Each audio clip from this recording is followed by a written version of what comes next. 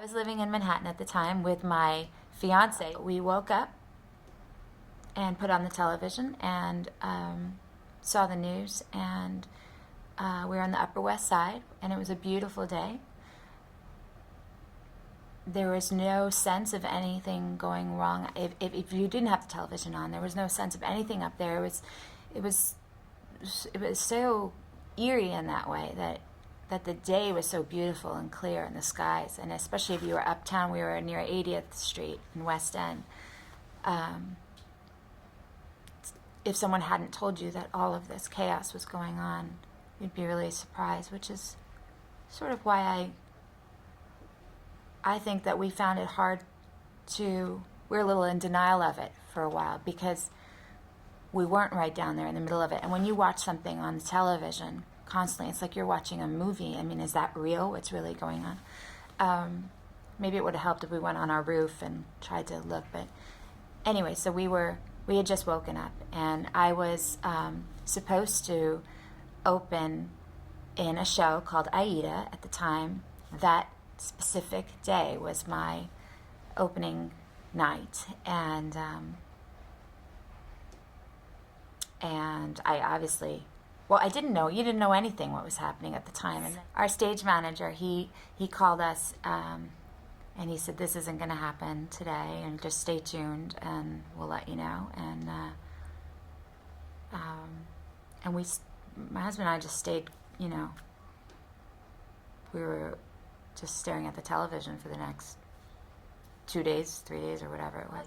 First you have your trek to the theater, which was always so uncanny, because I just remember the kindness in everyone as you pass them, the respect for each other, and there was just a gentle quality when people opened doors. You went to get your coffee, or even on the subway, whatever it was. It was just this.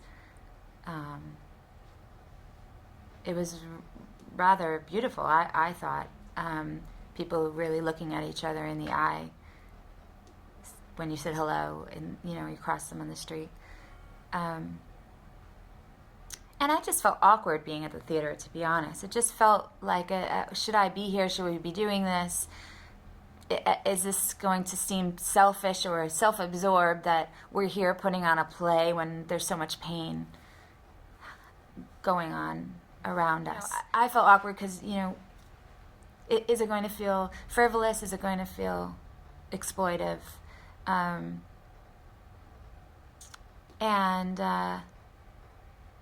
But I went to work, and there's a great thing that happens as an actor when you're in the dressing room and you have the routine of putting on your makeup and your costume every day. People always people are always surprised that theater actors do their own hair and makeup.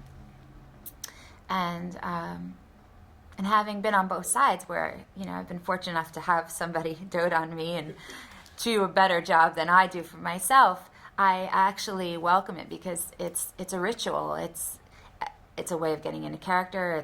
It's some sort of meditation. It's a way of just sort of having some downtime, and I found that to be healing, for me during that time. Also, my role was comedic, and which made it even more uncomfortable. Because first of all, this is the first day I was going to be on stage, so I had no barometer as to whether my jokes would land, because not only is the audience maybe a quarter full, but obviously they're there in a much different state of mind. So you have to just get up there and, send that joke line out there, and even if they're not really laughing, you just couldn't judge yourself. And yet I thought, well, and they were laughing a little, so I thought, well, this is a nice gift to be able to bring a smile to people's faces. And that's when I realized the strength, the potency, the magic of theater, because, you know, sometimes it's an escape, which it probably was in this case. I mean, we were just doing the story of Aida, and I had all the funny scenes, and it wasn't that serious, you know. So it was perhaps an escape. They could go, they could laugh, they could hear some music.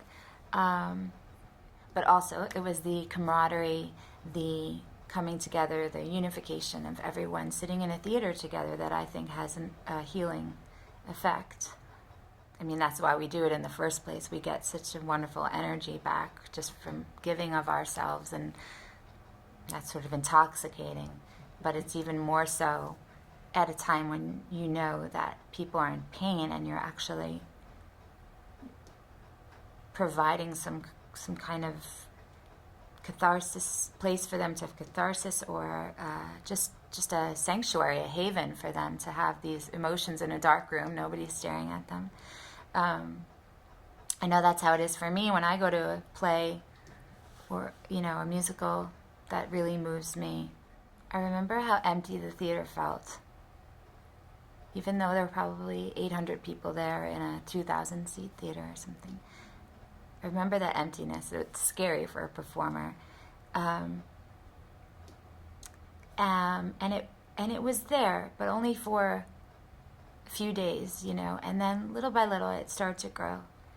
And then, if I recall, it came back stronger than ever. I